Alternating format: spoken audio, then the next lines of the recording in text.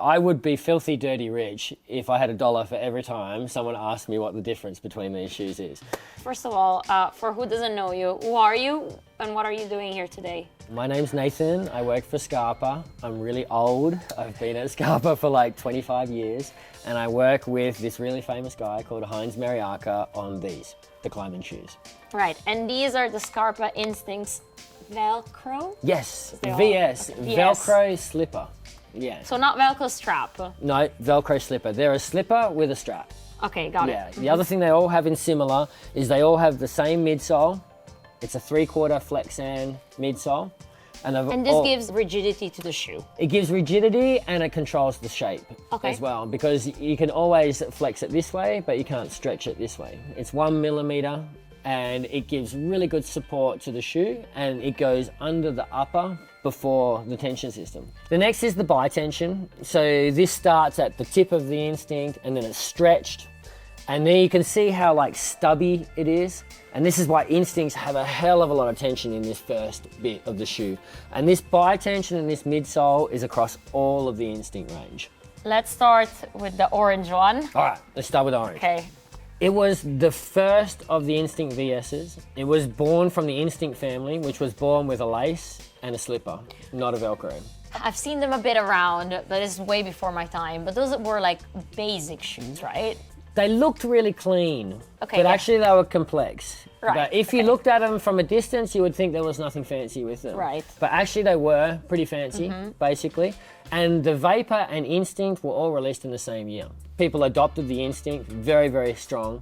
And then they quickly said, we love the slipper, we love the lace. It'd be really good to have the slipper with a Velcro strap. This one was the first to be born on the FV Last. What do you mean by last, by the way? It's the shape or the form that the shoe is built on. It's a little bit more sloping than the original Instinct Last. And this one was the first on that. It added this strap and it added the big toe patch. And then of course, the first thing that people said would be, oh, this shoe is fantastic, but the excess edge is a little bit harder. It'd be great to have a softer rubber on this. This is a bit of a stiffer outdoor bouldering shoe, like exactly. Because of this like front part. Yeah, right? yeah, exactly. And precise. And precise. Exactly. So in comes the VSR. But what's the update? Like, is it the same shape? It's exactly the same shape.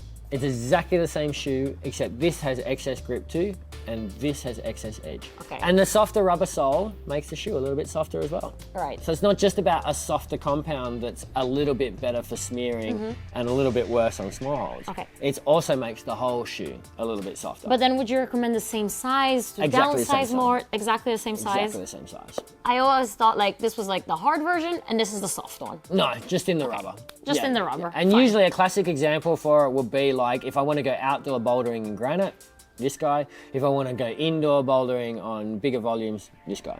Okay. Or like Fontainebleau. Yeah, exactly. More smearing, Right. less edging. Okay. More edging, less smearing, as you like. Heel is the same, and both have excess grip too on the heel. Same volume. Same it's volume, same same last. size, Okay. same everything. All right. And then obviously one is blue and one is orange. The next one to be born was the VS Woman. The VS Woman is a different shape. And this is called Woman, not LV. Correct, but it could be called LV. All right. Yeah. At this stage, when we born this shoe, gonna help there you was out here. still men's and women's climbing shoes. Right. Now, we've almost done a full circle back to unisex. And no one really wants to talk about men's and women's climbing shoes anymore. They want to talk about low volume and high volume. And this shoe was just before that time, basically. So it's called Instincts Women, Yep. but a different last. Yes, FJ. Because it has a lower volume compared to Lower these two. volume. Yes, and it has more compression on the front of the shoe. And the heel at the back is more shallow than this one. Heel? So if you imagine this Instinct heel on the VS as more of an L, Okay. and this one more of a J. All right, fine. And by changing the heel shape, you also push the foot forward more into the front. So when you try this shoe on, if you take the same size as either of the blue or the orange, you'll immediately feel more compression at the front. So they fit a bit smaller. They fit a bit smaller, and you could almost call this the athlete's edition. So it's a bit more the pro version. Exactly, because the athletes are not looking for comfort, they're looking for performance. And the higher compression of this shoe adds to the performance because the foot can't move as much in the shoe. Midsole is the same, bi tension is the same, toe patch is the same, it's just more compression in the front and a shallower heel. The next one to be born was the VSR LV. So low volume, we're not talking about men, women anymore. No, but talking then low volume. isn't this the low volume of this? Correct. Ah, okay. So at the front of the shoe, in the compression zone over the foot, it's the same. Not as compressive as the Woman VS. Okay. In the back of the shoe is where the big difference is, where this heel is not shallow, it's very deep. Okay, the heel always goes underneath the tension system as well. In all we of like to them. tuck under, same at the front. You see we don't go over, we always like to tuck under. This pattern here, you see that the toe patch actually butts directly against the microfiber rather than the toe patch being glued on and having this step. And not having the step gives it a little bit more resistance to peeling. And it's makes it more durable over A little time bit more durable. with, You can still peel it if you want to. You know, you can destroy anything if you try hard enough. The ridges are actually a little bit more refined as well. They're a little bit deeper if you look, and the logo's a little bit deeper. Yeah, and bigger. So the patch is actually a little bit more dappled and textured. But this bit here is probably the main bit, basically. But then after like 3 versions, was it really needed, this LV? I think so, because we think fit is really, really important. Okay. And So the only way that we can get the different fit is really just to have a different last. And heel fit is very, very, very hard. And that's why you have this variance of these 3 different heel fits on the front, because the heel is like this talus bone at the back. You don't have any toes that can curl or anything. And then getting this nice and deep, but very, very narrow was something that we thought was really, really needed. But we didn't want to change iconic shoes like this. No, of course, that people love the fit of. As a designer, I would say that there's at least 10 needed. We're only on 3. I would like to do a lot more. And you can see by the way that we're slowly growing the collection. Each shoe has not actually diminished in sale as we've added each one. Okay. We've only added customers. Right. on. So while we keep doing that, it makes more sense just to keep adding more versions. And for the bonus, you get an extra color.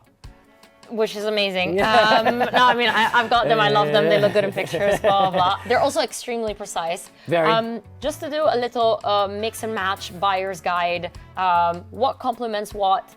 If you use one, why would you have the other? Let's start with this one. So I've got this one. Say I'm going outdoor bouldering, what would you recommend? I would say between these 3, it's probably better to choose one. The one that fits the best. Try them on, different sizes, plus half size, down half size, whichever one, and pick the one that you can fit the very best into. These ones complement each other quite well because of the harder rubber. Okay. If you're climbing on aggressive granite, it's much better to take probably the orange one with the edge rubber. It'll be much more durable when you're standing on crystals and things like that. Whereas this shoe's a little bit more flexible, a little bit softer, and can smear a lot better.